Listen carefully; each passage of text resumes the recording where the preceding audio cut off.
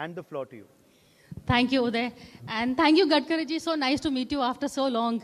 In fact, I must say you're one of the, I think, oldest ministers in this government in terms of experience. I remember meeting Gadkari ji during, I think, Vajpayee Day's time. And I think, tab se, ab se, I have to first compliment you. You have achieved what I couldn't. You have managed to lose weight. I'm still stuck. Thank you, thank you. लेकिन Gadkari ji, I saw that आप आए थे, you came in your hydrogen car.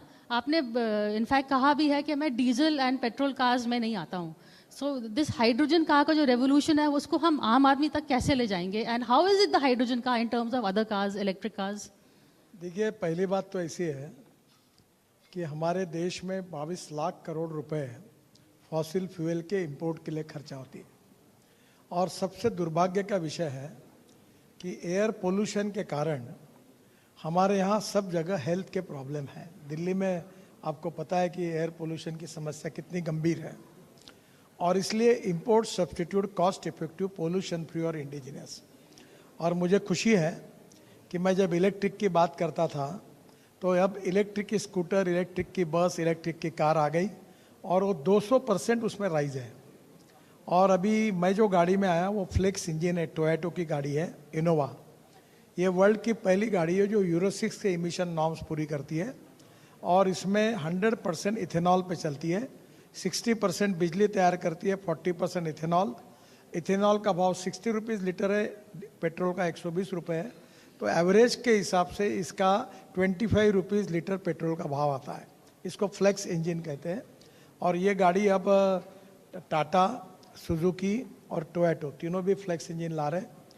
Two wheeler में Bajaj, TVS, hero और Honda, इनको भी ethanol की गाड़ी आई है. और जिसके कारण हम पेट्रोल के बजाय इथेनॉल के पंप भी अब इंडियन ऑयल 400 पंप डाल रही है.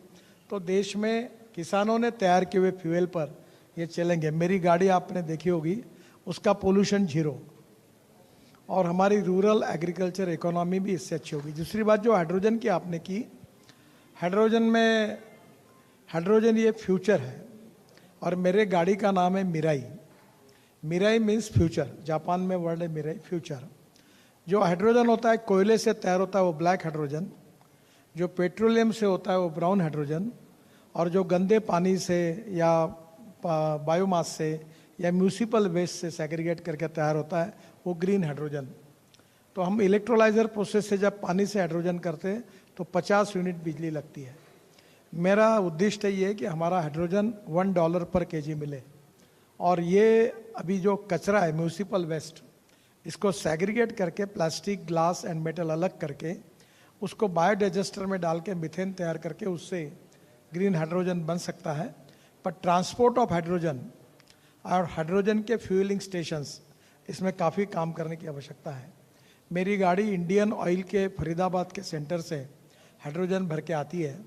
अभी देश में इसकी सुविधा नहीं है, हमारे यहाँ नहीं बनते, पर इसमें काम शुरू है. अब हाइड्रोजन बनना शुरू हो गया, हाइड्रोजन फ्यूल सेल की बसेस आ गई, पर हाइड्रोजन ट्रांसपोर्ट करना इसमें थोड़ी दिक्कत है.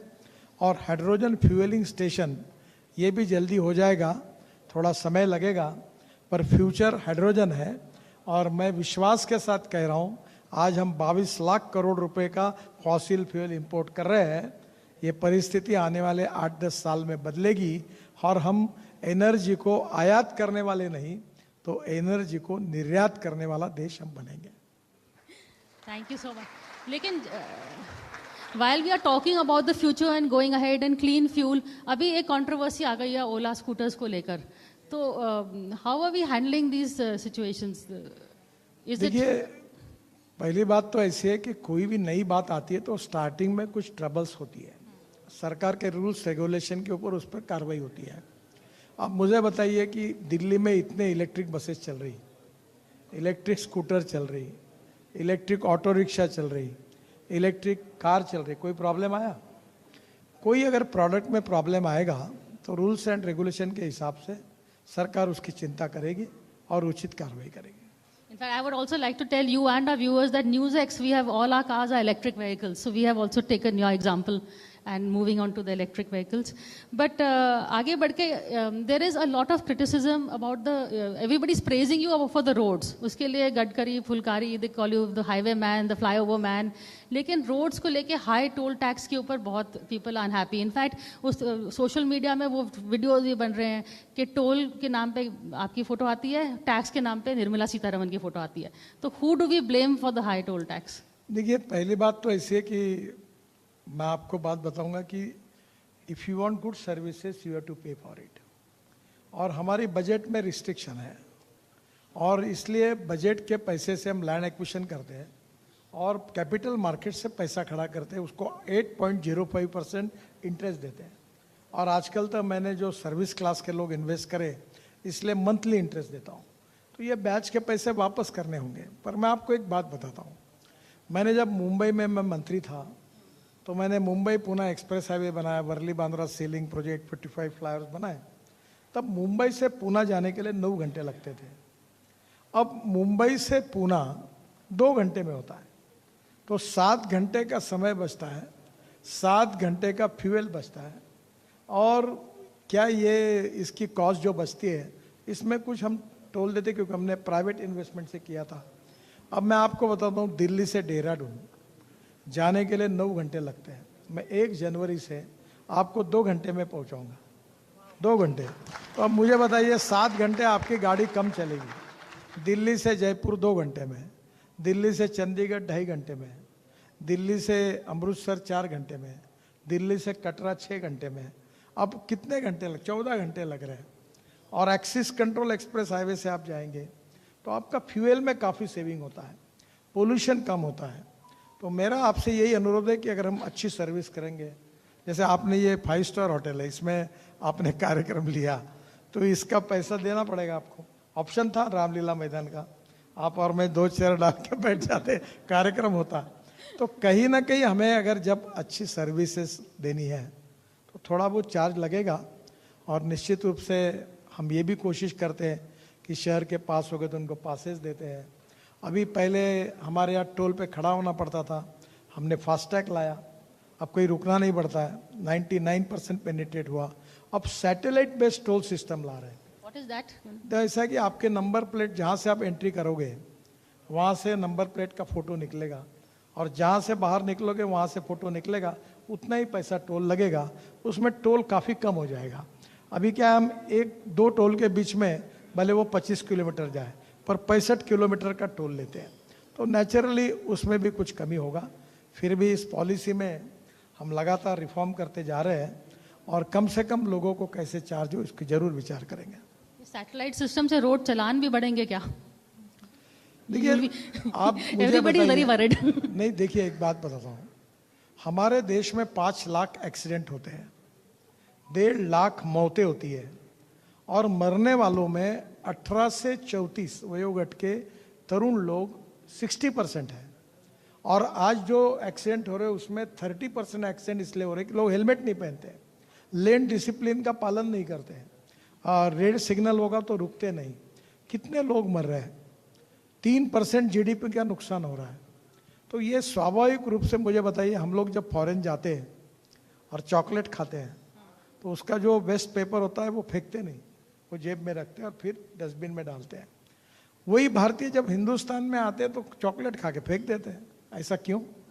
क्या हमारे देश की समाज व्यवस्था को हमको सुधारना अगर होगा और एक्सीडेंट कम करने होंगे तो हमारी समस्या है कि कानून के प्रति डर भी नहीं और सम्मान भी नहीं.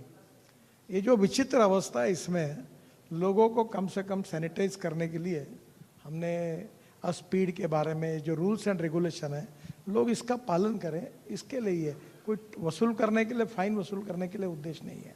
अच्छा, you also had a thing on scrapping of 15-year-old cars. एक रूल तो बना है लेकिन कार्स उतनी जल्दी से आप लोग उठा नहीं पा रहे हैं. देयर इज अ नहीं, अभी 60 स्क्रैपिंग सेंटर शुरू हुए हैं. अभी एक 15 दिन महीने भर पहले सभी ऑटोमोबाइल मैन्युफैक्चरर्स ने जो पुरानी कार स्क्रैप करेंगे उसके ऊपर 2 से 3% नई कार जब लेंगे वो सर्टिफिकेट लेकर जाएंगे तो डिस्काउंट दिया है. और आप एक बात बताइए कि आज के 4 ट्रक जितना पोल्यूशन करते हैं वो 15 साल पहले का ट्रक उतना ही करता है। और मैं आपको बताता हूँ, मैं जब स्टूडेंट था तो मैंने एक स्कूटर ली थी बजाज की, तो मैं कहता था मेरे स्कूटर का एवरेज 32 किलोमीटर पर लीटर है। अब तो 90 किलोमीटर वाली स्कूटर है। तो टेक्नोलॉजी बदलती है, फ्यूल इफिशिएंसी होती है, प्रदूषण कम होता है, उससे पैसे बचते हैं। अभी एलएनजी का ट्रक आया, उसकी तो 2 साल में कीमत वसूल होती है, क्योंकि 100 रुपए का डीजल जहाँ लगता है वहाँ 40 रुपए का एलएनजी लगता है। सीएनजी लोग ले रहे स्कूटर, अभी मैंने सीएनजी की स्कूटर लॉन्च की पूना में, बजाज की मोटरसाइकिल। तो 1 किलोमीटर पेट्रोल मोटरसाइकिल चलती है तो 2 रुपये 25 पैसे खर्चा आता है, और वो अगर सीएनजी पे जाएगी तो 1 रुपया आता है। अब मुझे बताओ कि नई गाड़ी में जो फ्यूल इफिशिएंसी उसमें कितना पैसा बचता है। अब मुझे बताओ 2 रुपये 25 पैसे किलोमीटर का खर्चा पेट्रोल मोटरसाइकिल का, और उसी कंपनी के सीएनजी मोटरसाइकिल का 1 रुपया है, तो महीने में कितनी बचत होगी। अगर आप पेट्रोल की गाड़ी में घूम रही तो 25 से 30 हजार खर्चा होगा। आप इलेक्ट्रिक की लो 3,000 रुपये से भी कम आएगा। आप सीएनजी पे लो तो पैसा कम है, तो आपका सेविंग भी है, पोल्यूशन भी कम होगा, और विशेष रूप से मेंटेनेंस कॉस्ट भी एकदम कम हो जाएगी, क्योंकि टेक्नोलॉजी में अपग्रेडेशन हुआ है। Which was the first car that you owned? If I remember correctly, आप पहले स्कूटर भी चलाते थे, 2 व्हीलर। हाँ, you began with that. मैं स्टूडेंट था तो स्कूटर चलाता था, 4 लोग बैठे थे और चौथा नंबर प्लेट पे हाथ रख के चलता था। वो दिन मुझे याद है, तब तो कोई समझता नहीं था इतना। There's come a long way. But I also want to tell our viewers कि गडकरी जी का YouTube channel was a big hit. I think COVID time पे आपके 4 lakh a month you used to earn from it. You were giving us all competition. तो अभी भी आपका social media channel चल रहा है, और उसमें क्या क्या आप बातचीत करते हैं, फिर शेयर विद आवर व्यूअर्स। आपका कार्यक्रम होगा थोड़ी देर के बाद, वो जाएगा, तो वर्ल्ड में अभी मेरी 6 करोड़ फॉलोअर्स हैं। 6 करोड़। हाँ, और मुझे 2.5 से 3 लाख रुपए महीना मिलता। मैं इतना मीडिया सेवी नहीं हूँ, पर आप तो प्रिंट मीडिया और टीवी मीडिया, तो इलेक्ट्रॉनिक मीडिया, पर अभी सोशल मीडिया भी बड़ी स्ट्रांग हुई है। तो कहीं भी कुछ भी बोलने के बाद पूरे वर्ल्ड में एक 2-4 घंटे में अमेरिका से फोन आता है आपका भाषण सुना कर। तो ये नेचुरली, और मैं जनरली पॉलिटिक्स पे नहीं के बराबर बोलता हूँ। Innovation, research, technology, agriculture, water conservation, organic farming, ये मेरे रुचि के विषय होते, उसी पे काम करता। तो अब लोगों को नए नए इनोवेटिव सब्जेक्ट में इंटरेस्ट है, इसके कारण उसकी व्यूअरशिप मिलती है। एक और again I think I am getting old because I am going way back into memory bank. एक और I remember doing a campaign trail with you, और उसमें मैंने आपसे पूछा था what is your favourite song, तो उनमें से एक आपने कहा था तुझसे नाराज नहीं जिंदगी हैरान हूँ मैं। पर गडकरी जी, हैरान बहुत, would you say that a lot of your comments get understood, a lot get misunderstood also, तो हैरान आप किस चीज़ से हैं? नहीं जी, वो सॉन्ग अच्छा है, मैं कोई नाराज नहीं हूँ। आजकल वो रुद्राली का गुलजार साहब का गाना है ना, जो अपने भूपेन हजारिका जी ने जो गाया है, वो भी मैं संगीत सुनता हूँ। देखो, पहली बात मैं आपको बताता हूँ, मुझे इस बात का बड़ा दुख है कि तुम्हारे में दम है, तुम करो ना, सरकार के खिलाफ लिखो ना। मैंने जो बोला नहीं, मैंने बोला कि नाराज जिंदगी गाना, तो गडकरी नाराज है, वो नाराज क्यों है, फिर उनके मन में क्या है, वो किसके ऊपर नाराज है, ये दुनिया भर की बातें पूरी इररिलेवेंट है, इसका कोई संबंध नहीं। और कोई तो भी छोटा आदमी अपने वेबसाइट पर एक बात डाल देता है और बाकी लोग उठाकर उसको चलाते हैं, टोटली बेसलेस होता है। मैं कोई नाराज नहीं हूँ, मैं अपने जीवन में बहुत समाधानी हूँ, और I always believe that the politics is a instrument of socio economic reform. और आपको मैं बताता हूँ, मैं सोशल वर्क करता हूँ, अनेक प्रोजेक्ट, साड़ियाँ बनाने से, कतरन से गालीचे बनाने से लेकर, बायोफ्यूल से लेकर ग्रीन पावर तक, मैं 2,500 करोड़ रुपए का टर्नओवर है। अलग अलग फार्मर सोसाइटी, कोऑपरेटिव सोसाइटी, मैं उनमें काम करता हूँ, सोशल वर्क करता हूँ। मैं बिल्कुल खुश हूँ अपने जीवन में, I am very much happy. और मैं कारण न होते हुए इसको मिस इंटरप्रेट करके कुछ लोग मजा लेते हैं। But Nitin Gadkari always makes news. That is, I have to say, they are very. जिस अभिनेत्री का फिल्म चलती है उसी पर गॉसिप लिखते हैं लोग। जो डब्बे में गई फिल्म, बाद में उसका कोई जिक्र नहीं करते। अच्छा, हम आपके YouTube चैनल के लिए थोड़े से रैपिड फायर टाइप क्वेश्चंस करते हैं. वन इज ऑफ कोर्स कि आप दिल्ली में you are a very known face, Bombay में भी आपके नोन फेस है, तो दिल्ली, मुंबई और नागपुर तीनों में से आपका फेवरेट अगर मैं पूछूं 1 2 3. नागपुर, नागपुर. जहाँ मेरा जन्म हुआ है, वो मेरी जन्मभूमि कर्मभूमि है, वो शहर मुझे अच्छा लगता है। नागपुर का सबसे फेमस 3 चीजें क्या हैं नागपुर में फेमस ही अभी आपने 10 दिन अपार्ट फ्रॉम पहले गडकरी? नितिन हाँ, गडकरी जी. अभी हमने एक ब्रिज बनाया, नीचे में नेशनल हाईवे, ऊपर में रेलवे का ब्रिज है, मुंबई कलकत्ता और दिल्ली मद्रास चेन्नई वाला, उसके ऊपर में मेट्रो है, और उसके ऊपर में मेट्रो, फिर रेलवे, नहीं फिर ब्रिज, फिर रेलवे और फिर रोड, ऐसे एक जगह 4 किए। और नागपुर में हमने एक ही पिलर पर ऐसे 4 जगह ब्रिज बनाए, नीचे में रोड, ऊपर में फ्लाईओवर, ऊपर में मेट्रो। फिर दूसरी बात नागपुर की है कि we are the first city in the India जहाँ 24/7 वाटर सप्लाई है और 70% लोगों को 24 घंटा पानी मिलता है। वो पहला शहर है जो टॉयलेट का पानी हम बेचते हैं और उससे 300 करोड़ हमको मिलते हैं महाराष्ट्र सरकार को बेचकर। और अभी ऐसी 10-12 चीज़ें पर समय की कमी है, एक अच्छी बात बताऊंगा और वो देखने के लिए आप आइए। मैंने अभी NHI के बीच में 20 एकड़ पर ऑक्सीजन बर्ड पार्क बनाया है और वहाँ फ्रूट्स के पेड़ लगाए हैं। वो फल जो है वो केवल बर्ड्स खा सकते हैं, इंसान नहीं तोड़ सकता, और बहुत सुंदर बनाया। और वहाँ अलग अलग प्रकार के बर्ड्स भी अब है, और कोशिश है कि वर्ल्ड के बर्ड जो बाहर जाते हैं घूमते रहते वो वहाँ आए। और उसके बारे में हमने हमारे एरिया के बर्ड्स को भी, छोटे बच्चों के लिए एक सुंदर पार्क बनाया, तो वो भी नागपुर में पहली बार अच्छा बना। नागपुर में हमारे यहाँ 4% पॉपुलेशन दिव्यांग है। मैंने इंटरनेशनल स्टैंडर्ड का एक दिव्यांग पार्क हमने बनाया जिसमें वाटर थेरेपी है, टच थेरेपी है, दुनिया भर की टेक्नोलॉजी का उपयोग करके बहुत अच्छा बनाया हुआ। ऐसे नागपुर ग्रीन सिटी है और बहुत सी और अनेक विशेषताएं नागपुर में।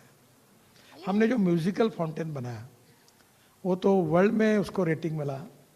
वो उसका संगीत AR रहमान का है, हिंदी कमेंट्री गुलजार साहब की, अंग्रेजी अमिताभ बच्चन की, मराठी नाना पाटेकर की है, संगीत AR रहमान का है, और रेवती करके तमिल तेलुगु कन्नड़ की फिल्म उसने बनाया। और उसमें 6 ऑस्कर विनर जो अवार्ड जिनको मिला उन्होंने कंट्रीब्यूट किया है। उनका बहुत अच्छा म्यूजिकल फाउंटेन है, यूट्यूब पर देखिए। हिंदुस्तान में ऐसा कोई नहीं, वर्ल्ड में दुबई से अच्छा ऐसा लोगों ने कहा। और अभी हमने विवेकानंद जी के ऊपर भी लाइट एंड साउंड शो किया। तो मैं पैशन है, हम लोग बहुत सी ऐसी चीजें करते रहते हैं। You didn't mention नागपुर की मिठाई. You're not talking about food. I'm missing the old Gadkari ji. पहले when we used to go to a house, there was always something good to eat. अब diet food में पोहा में ही आप काम चला लेते हैं. मैं तो वेजिटेरियन हूँ, पर आप लोग नागपुर आएंगे तो नागपुर का एक सावजी मटन है, इज वेरी पॉपुलर। और जो भी लोग आते हैं वो सावजी खाए बिना जाते नहीं वहाँ से। तो ये नागपुर की विशेषता है, उसका ब्रांडिंग हुआ है और सब लोग उसको पसंद करते हैं।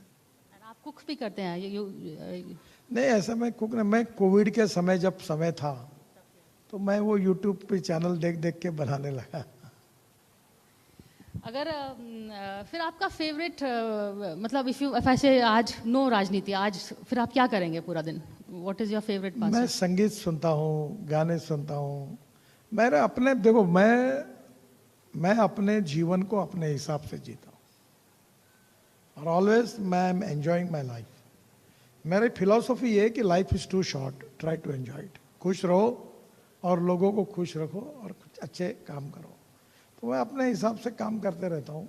अब मैं आजकल मेरे अनुभव से जो मैंने गलती की कि मेरा वजन 135 किलो था, अब मैं 90 kg हूँ, मैंने 45 किलो कम किया है।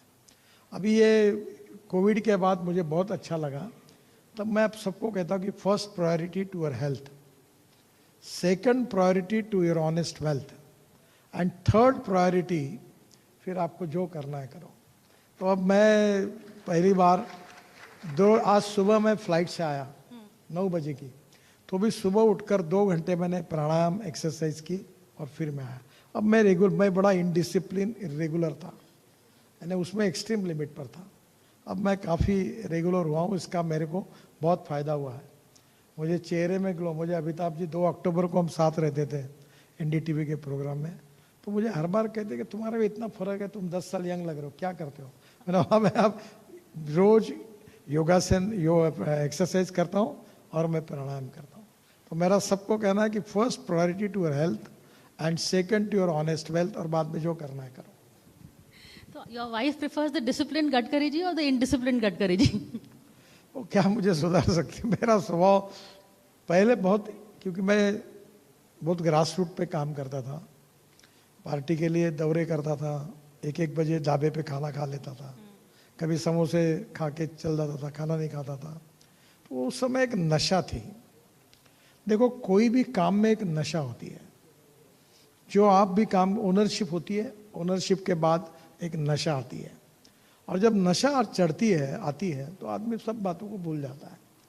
तो मैं इसमें से गया हूँ, इसलिए मैं लोगों को कहता हूँ कि काम जरूर करो, काम का आनंद करो, लो जो करना है वो करो, पर ये 2 बातों के तरफ ध्यान देकर करो, that is to be very much important for your individual life. ये बात मैं अक्सर बताते रहता हूँ। I also noticed when we were giving the awards, आपने सबसे ज़्यादा इंटरेस्ट डॉक्टर्स के साथ लिया था. You were talking to all the doctors, the health care.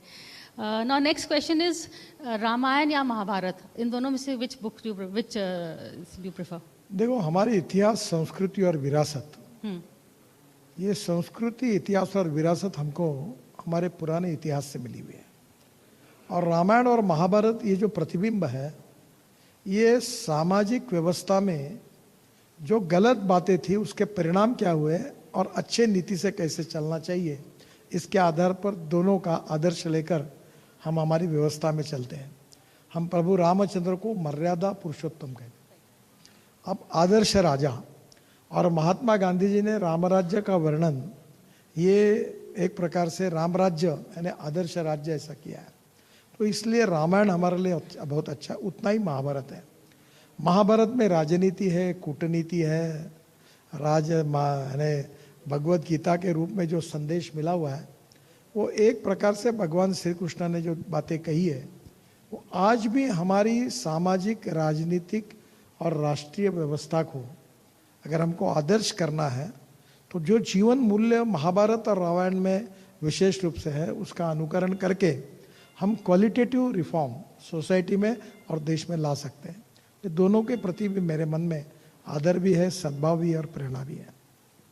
Mohan Bhagwat जी का भी विजयदशमी का जो भाषण था, उसके मीडिया में तो बहुत various things have been highlighted. आपको उसमें से सबसे ज़्यादा इम्पोर्टेंट टेक अवे क्या है उस मैसेज से? पूरा भाषण ही इम्पोर्टेंट था। हमारे देश के भविष्य के बारे में हमने किन किन बातों के तरफ ध्यान रखना चाहिए, और हमारा देश विश्वगुरु बनते समय हमारे बीच में हम किस प्रकार की सामाजिक व्यवस्था को निर्माण करना चाहते हैं, किस प्रकार की आर्थिक उन्नति के साथ सामाजिक व्यवस्था कैसी हो, इसका बहुत सुंदर विवेचन और दिशा दर्शन उसमें था। एक तरह से जैसे all the Hindus should be united, दूसरी तरफ से कास्ट सेंसस की भी बात करते हैं। Caste census is also a way of creating divides, ये कास्ट की पॉलिटिक्स ना करके। देखो मैं इस पर ज़्यादा कमेंट्स नहीं करूँगा, पर मैं एक बात आपको कहूँगा कि जात पंथ धर्म भाषा और सेक्स से उसका जो व्यक्ति होता है, जात पंथ धर्म भाषा सेक्स से नहीं, उसके कार्यों से और गुणों से बड़ा होता है। आप जब हार्ट का ऑपरेशन करते तो ये नहीं पूछते कौन सी जात का है। आप जब रेस्टोरेंट में जाते हैं जहाँ अच्छा फूड है, तब नहीं देखते कौन बनाने वाला है, तब जात पंथ धर्म भाषा नहीं पूछते। और इसलिए हमारे समाज में छुआछूत, अस्पृश्यता, जातीयता समूल नष्ट होनी चाहिए। और मैं भी लोकसभा का सदस्य हूँ, मैंने अपने चुनाव में कहा कि मैं जाति पाति की बात नहीं करूँगा, और मैंने कहा बिल्कुल नहीं मानूंगा, जिसको वोट देना वो दे, नहीं देना मत दे। पूरी कॉन्स्टिट्यूंसी मेरा परिवार है, सब लोग मेरे परिवार है, मैं सबका हूँ। और इसलिए जात पंथ धर्म भाषा से ऊपर उठकर मानवता के आधार पर छुआछूत, अस्पृश्यता टोटली नष्ट करके और सोशल इकोनॉमिक इक्वेलिटी को प्रस्तापित करते हुए हमारे भारतीय समाज को हम विश्वगुरु बना सकते हैं। तो निश्चित रूप से जो दोष है इसको दूर करना चाहिए। दुर्भाग्य से पॉलिटिक्स में ऐसा हुआ है कि backwardness becoming a political interest, so there is a competition that everyone want to prove that I am backward, कोई फॉरवर्ड कहता ही नहीं है। तो that is not the good situation. और पॉलिटिकली वोट बैंक के राजनीति में सच बोलने की बात करते हैं तो नुकसान होता है। तो कहीं ना कहीं हमें जो सच्चाई है उसके आधार पर भविष्य की राजनीति और दिशा इस देश को देनी पड़ेगी। उसकी कीमत अगर चुकानी है तो चुकानी पड़ेगी। Thank you Gadkari ji. Last question, what is आपका क्या मैसेज है दिवाली के ऊपर, keeping Diwali in mind? Do you have a message specially for our women, because women viewers, today's festival is also to celebrate the power of women. देखिए, सबसे पहली बात है कि आपने नारी शक्ति में जिन्होंने आउटस्टैंडिंग काम किया, ऐसे सभी अच्छे महिलाओं की आपने उनका सत्कार किया। देखो, सबसे इम्पॉर्टेंट चीज़ है कि जैसे मैंने कहा कि स्त्री पुरुष समानता, इक्वेलिटी, और इसलिए आज आपने मिलिट्री में से भी हमारी बहनें थी, फिल्म में भी थी, अलग अलग फील्ड में महिला आ रही है, साइंटिस्ट बन रही, इसरो में हमारी साइंटिस्ट महिला है। तो अब वो जमाना गुजर गया, अब महिलाएं सब क्षेत्र में आ रही है और प्रगति और विकास में उनका कंट्रीब्यूशन है। प्रोफेशनल कॉलेज में मेरिट लिस्ट बनती है तो आजकल महिलाओं की संख्या पुरुषों से ज़्यादा है। इसका मतलब उनमें क्षमता है, काबिलियत है, उनको एक्सपोजर मिलना चाहिए। और हमने किसी भी स्थिति में महिलाओं को सेक्स के आधार पर डिस्क्रिमिनेट नहीं करना चाहिए। हमने उनको बराबरी का मौका देना चाहिए और उनको प्रोत्साहित करना चाहिए। और निश्चित रूप से उनमें ये टैलेंट है, हुनर है कि वो अच्छा काम कर सकती है और वक्त आया तो पुरुषों से भी अच्छा काम कर सकती है। ये उन्होंने सिद्ध किया है। और इसलिए सोशल इक्वलिटी और समानता इस समाज की आदर्श बात है। उसमें आपने महिलाओं का यथोचित गौरव किया, मैं आपको बहुत बहुत धन्यवाद देता हूँ। थैंक यू नितिन गडकरी जी, और हम आपका भी बहुत बहुत धन्यवाद देते हैं that you came and you helped us felicitate. Thank you so much for taking the time. Thank you ji. Thank you so much, sir. Once again, Nitin Gadkari ji, our chief guest for the 2024 We Women Want NewsX Conclave and Shakti Awards. Appreciate your time. Thank you so much, and we wish you all the very best in your tenure. Priya, thank you very much as well for that moderation. And with that, of course, we are going to come to an end for today's event. It's been a truly riveting day where we've had, of course, power-packed sessions and spoken to women from all walks of life. It's time to wrap up the 4th edition